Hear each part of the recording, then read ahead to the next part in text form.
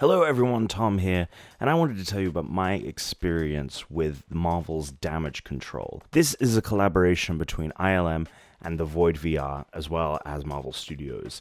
The characters that you see in the story are all played by the actual actors in the films, which is very cool. I was really looking forward to it as I'm a huge fan of Marvel, a huge fan of virtual reality, and I never experienced VR in this way, where you're putting on a backpack and moving through an actual physical space. However, I left disappointed, and we'll go into that, but first let's break down what exactly is happening here. So you show up for your appointment and you're locked into a group of 4. You might have brought someone else, you might be alone, but you are going to be playing this experience with 4 people. You're going to strap on this big backpack and then you're putting on the virtual reality headset, which is one of the coolest VR headsets that I've seen, especially with the fact that it has this visor that you can move up and down. So you can still see and without having to take the whole unit off. Shuri has teamed up with Stark Industries to make these suits that are a mix of the Black Panther suit and a mix of the Iron Man suit. So you basically have 2 moves that you're going to be using during this entire experience. Holding your hand out like this to shoot, and then pulling it in like this, and a shield will appear. If you absorb enough attacks, you can put out both hands, and that's going to shoot a charged attack. And if you need to block for big moves, you can actually bring in both arms in order to block. And you look great in the suit. Let me tell you, I want to wear this thing in real life. It looks awesome. The other characters look awesome as you're moving around. And then it turns out that their system is being infiltrated by an unknown source, and that in order to stop them from hacking in, we need to go to this pier in Los Angeles. It's at this point that a portal appears and we step into the Sanctum Sanctorum. And this is really the first kind of movement we're getting as these characters. And we're basically walking down a ramp that keeps going down. I think we went down 3 floors, but we're actually just walking in circles. So I really thought that the virtual reality would sell the idea that we were actually walking down, but it didn't. You could feel, you're just walking straight. And you're not going down on a curved path. It did help that the handrail was there. Basically all of the elements in the world you could physically touch, and they felt like they were there. And anything that was out of reach was out of reach. I would put my hands out to see if I'd hit a wall, and I wasn't hitting walls where there wouldn't be walls. So that was cool. Sometimes the rear perspective, I guess, of what was meant to be what was happening behind me, flickered in front of me. And so that was weird. There were some tracking issues. And I would say through the entire experience, everything's kind of jittery. Nothing is lining up perfectly, and things are constantly shifting.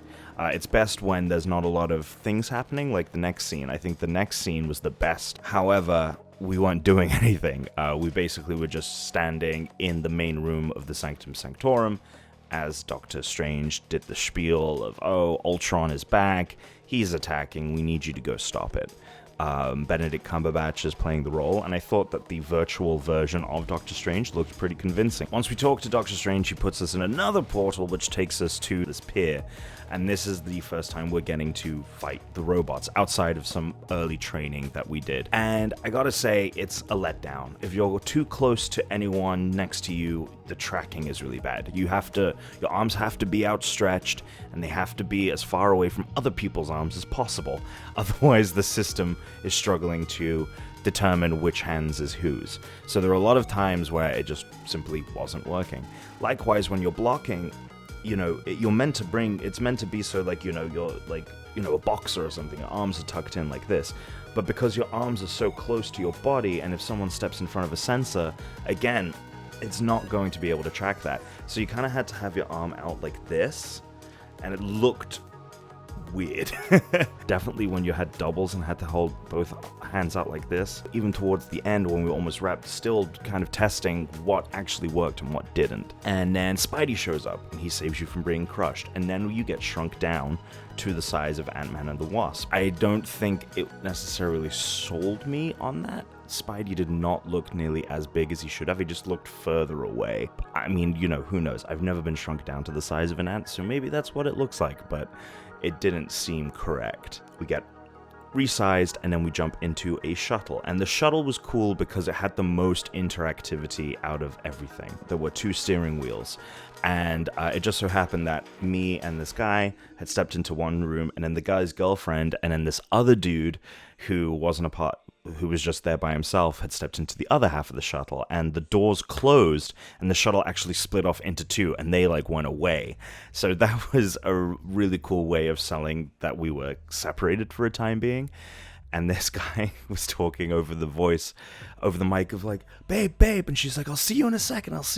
So that was funny. He's steering this thing as Ultron bots are coming, and I'm blasting them.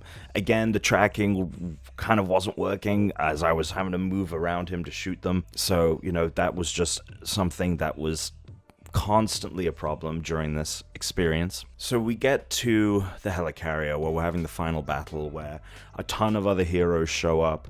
We're blasting Ultron bots, and then the giant Ultron robot comes and shows up. This was honestly my least favorite part of the whole experience, and that's such a shame. At this point, you should feel like pretty overwhelmed by what's happening. There's this giant robot that is about to, stomp down on you. And it just didn't feel any different than aiming at the small Ultron bots. I was just more in it at this point for all the cameos that were happening. Hulk jumps out of nowhere, and then Thor comes in and hits him with his hammer. And then once this happens, you get teleported back to Shuri's workshop, and then the experience is over, and it's over pretty quickly. I feel like the entire experience could have been done in a VR unit that you can have at home. So that's just my thoughts, and I wanted to let people know, because I thought that I would make a really cool video and tell you how awesome I thought it was and how much I loved it and how this is absolutely necessary for any Marvel fan to experience, and it's just not that. So thank you for watching. Please let me know in the comments what you thought of the experience if you went and did it yourself, if you've done the Secrets of the Empire experience, and let me know if this video changed your mind, because I was left very unsatisfied, and that's, as a Marvel fan, very unfortunate.